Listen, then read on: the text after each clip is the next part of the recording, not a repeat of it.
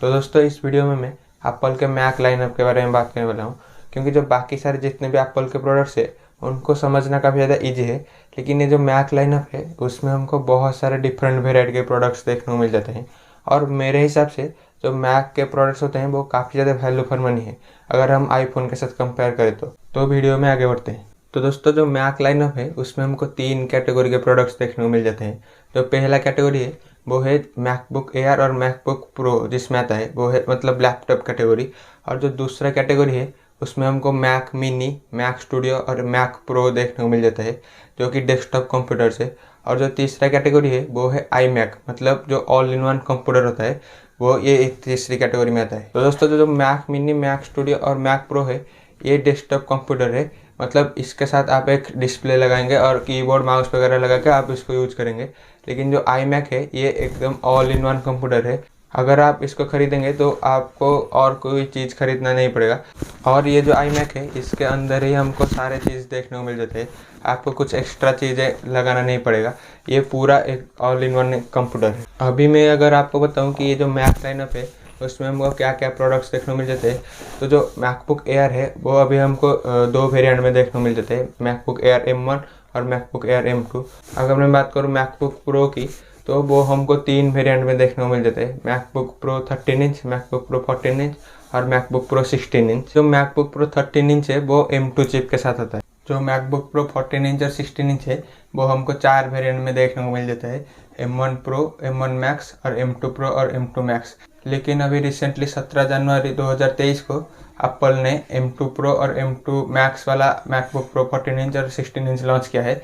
और उसके बाद से जो M1 प्रो और M1 मैक्स वाला मैकबुक प्रो था उसको वो डिसकंटिन्यू कर दिया है। अभी वो एप्पल के वेबसाइट पे देखने को नहीं मिलता है। अगर नेक्स्ट प्रोडक्ट की बात करूँ आई मैक की, तो वो हमको अभी सिर्फ एक ही वेरिएंट देखने को मिल जाता है, वो है 24 इंच का, और ये इसमें M1 चिप लगा हुआ है। नेक्स्ट अगर मैं बात करूँ कंप्यूटर डेस्कटॉप की, जो मैक मिनी है वो हमको 3 वेरिएंट में देखने को मिल जाता है, M1, M2 और M2 प्रो चिप वाला। और अभी recently M2 pro chip launch होने के बाद एप्पल ने M1 चिप वाला मैक मिनी को डिसकंटिन्यू कर दिया है। अभी एप्पल के वेबसाइट पे वो हमको देखने को नहीं मिलता है। और अगर मैं नेक्स्ट बात करूँ मैक स्टूडियो की, तो वो हमको 2 वेरिएंट में देखने को मिल जाता है, M1 मैक्स चिप वाला और M1 अल्ट्रा चिप वाला। और जो लास्ट में जो डिवाइस है वो है मैक प्रो, ये 2019 में लॉन्च हुआ था और ये एप्पल का भी लास्ट प्रोडक्ट है जिसमें हमको एप्पल का सिलिकॉन देखने को नहीं मिलता है। इसमें इंटेल का CPU यूज किया गया है और AMD का ग्राफिक्स यूज किया गया है। इसमें बहुत ज़्यादा कॉन्फ़िगरेशन देखने को मिल जाता है। अगर मैं बात करूँ लॉन्च डेट की, तो जो मैकबुक एयर M1 है वो लॉन्च हुआ था नवंबर 2020 को M1 चिप के साथ, और जो मैकबुक एयर M2 है वो लॉन्च हुआ था जुलाई 2022 को M2 चिप के साथ। और नेक्स्ट अगर मैं बात करूँ प्रो सीरीज लैपटॉप की, तो जो मैकबुक प्रो 13 इंच है वो लॉन्च हुआ था जुलाई 2022 को M2 चिप के साथ।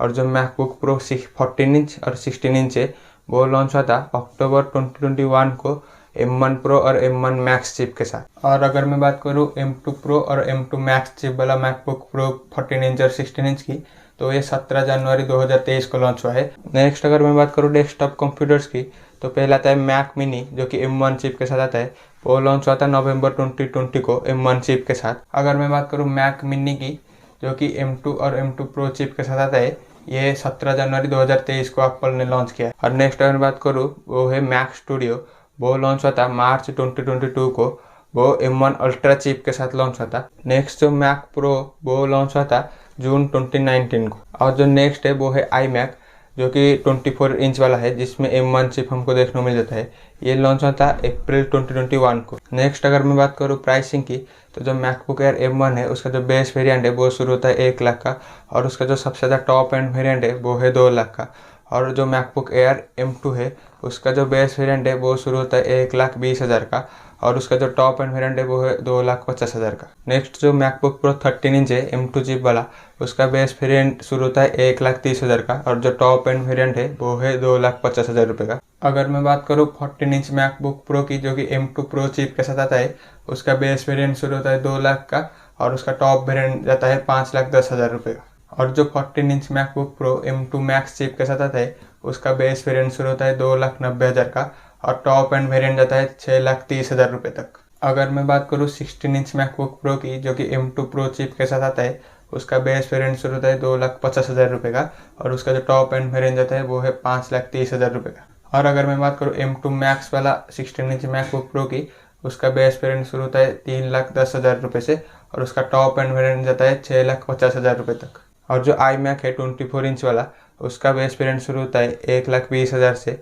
और ऊपर तक जाता है 2,03,000 के आसपास। और जो मैक मिनी है M1 चिप वाला, उसका बेस वेरिएंट शुरू होता है 65,000 से, और उसका जो टॉप एंड वेरिएंट जाता है वो है 1,75,000 के आसपास। जो मैक मिनी M2 चिप वाला है, उसका बेस वेरिएंट शुरू होता है 60,000 रुपये का, और उसका जो टॉप एंड वेरिएंट जाता है वो 1,90,000 तक जाता है। और जो M2 प्रो वाला मैक मिनी है, उसका बेस वेरिएंट शुरू होता है 1,30,000 रुपये का, और उसका टॉप एंड वेरिएंट जाता है 4,50,000 तक। और फिर जो मैक स्टूडियो है वो M1 मैक्स चिप वाला, उसका बेस वेरिएंट शुरू होता है 1,90,000 से, और टॉप एंड वेरिएंट जाता है 4,90,000 के आसपास। और जो M1 अल्ट्रा चिप वाला मैक स्टूडियो है, उसका बेस वेरिएंट शुरू होता है 3,90,000 से, और टॉप एंड वेरिएंट जाता है 7,90,000 रुपये के आसपास। और जो मैक प्रो है वो शुरू होता है बेस वेरिएंट 5 लाख से, और ऊपर तक जाता है 51 लाख तक, और इसमें हमको बहुत सारे कॉन्फ़िगरेशन देखने को मिल जाता है। तो दोस्तों अभी आपको मैं हर मैक के बारे में बेसिक चीज़ें बताने वाला हूँ। तो जो मैकबुक एयर है, ये एप्पल का बेस लैपटॉप है, मतलब बेसिक लैपटॉप है,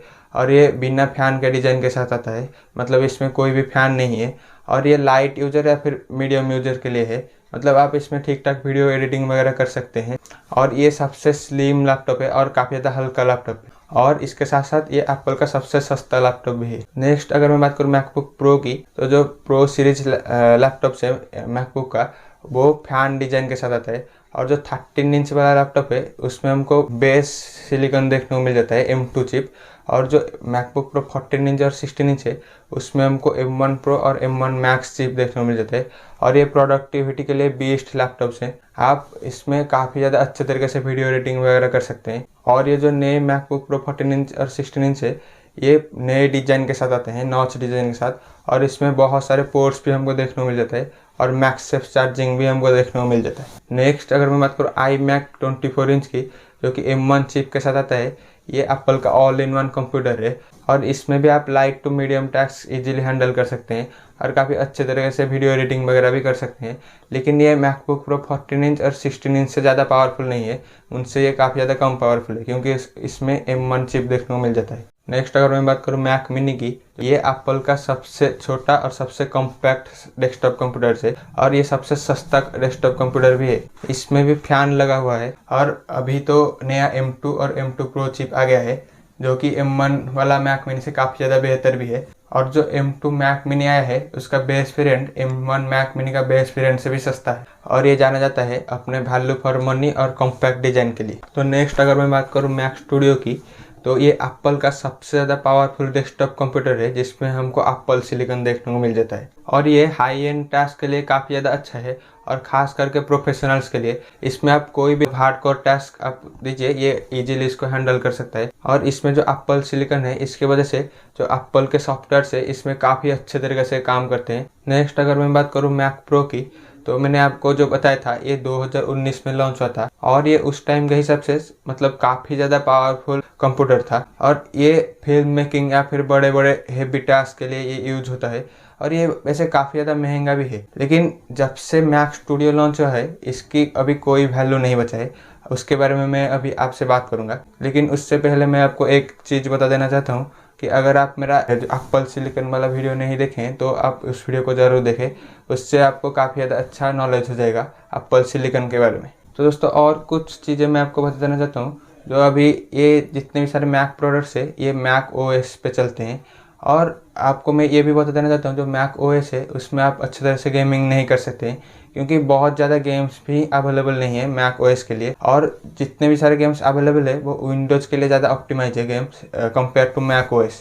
तो अगर आपको गेमिंग वगैरह करना है, तो मैक OS आपके लिए बिल्कुल भी नहीं है। तो दोस्तों अभी सवाल आता है Mac Pro versus Mac Studio, कौन सा ज़्यादा बेहतर है। तो दोस्तों इसमें कोई डाउट नहीं है कि जो मैक स्टूडियो है वो मैक प्रो से काफ़ी ज़्यादा बेहतर है। जब से मैक स्टूडियो लॉन्च हुआ है एप्पल के ओन सिलिकॉन के साथ, तब से जो मैक प्रो का वैल्यू है वो एकदम ख़त्म हो गया है। इन दोनों का भी कोई कंपैरिजन ही नहीं बनता है। आप उनका साइज़ की बात कर लीजिए, लॉन्च डेट की बात कर लीजिए कि मैक प्रो 2019 में लॉन्च हुआ था और मैक स्टूडियो 2022 में लॉन्च हुआ था। और जो मैक प्रो है उसमें हमको डिस्क्रीट CPU, GPU और मेमोरी देखने को मिल जाता है, लेकिन जो मैक स्टूडियो है उसमें हमको इंटीग्रेटेड CPU, GPU और मेमोरी देखने को मिल जाता है। और वैसे भी जो एप्पल सिलिकॉन की वजह से जो ऑप्टिमाइजेशन है या फिर हार्डवेयर और सॉफ्टवेयर इंटीग्रिटी है वो अच्छे से हो पाता है कंपेयर टू इंटेल और AMD के चिप्स, जो कि हमको मैक प्रो में देखने को मिल जाता है। और जो नेक्स्ट है वो है प्राइस डिफरेंस। इसमें ज़मीन आसमान का प्राइस डिफरेंस हमको देखने को मिल जाता है। और अगर आप चाहते हैं कि कितना परफॉर्मेंस डिफरेंस है तो मैं आपको एक वीडियो का लिंक डिस्क्रिप्शन में दे दूंगा, वो आप ज़रूर जाके देख सकते हैं। उससे आपको पूरा मालूम पड़ जाएगा कि कितना परफॉर्मेंस डिफरेंस है। लास्ट में अगर मैं बात करूँ कि फ्यूचर में हमको क्या क्या मैक प्रोडक्ट्स देखने को मिल सकते हैं या फिर 2023 में हमको क्या मैक प्रोडक्ट्स देखने को मिलेंगे, मैक प्रो में हमको फाइनली कोई एप्पल का सिलिकॉन देखने को मिलेगा। ये भी हो सकता है कि जो iMac का 27 इंच वाला वर्जन है उसमें भी हमको एप्पल का सिलिकॉन देखने को मिले। तो दोस्तों इतना ही था इस वीडियो में और मैक प्रोडक्ट्स के बारे में, और आशा करता हूँ आपको ये समझ में आया होगा। और अगर आपको एप्पल के सिलिकॉन के बारे में जानना है तो मैं एक वीडियो अपलोड कर चुका हूँ, वो आप ज़रूर देख सकते हैं, काफ़ी इन्फॉर्मेटिव वीडियो है। तो दोस्तों इस वीडियो में इतना ही था। अगर आपका कोई और कुछ सवाल है तो आप कमेंट में पूछ सकते हैं। मिलते हैं अगले किसी वीडियो पर। जय हिंद।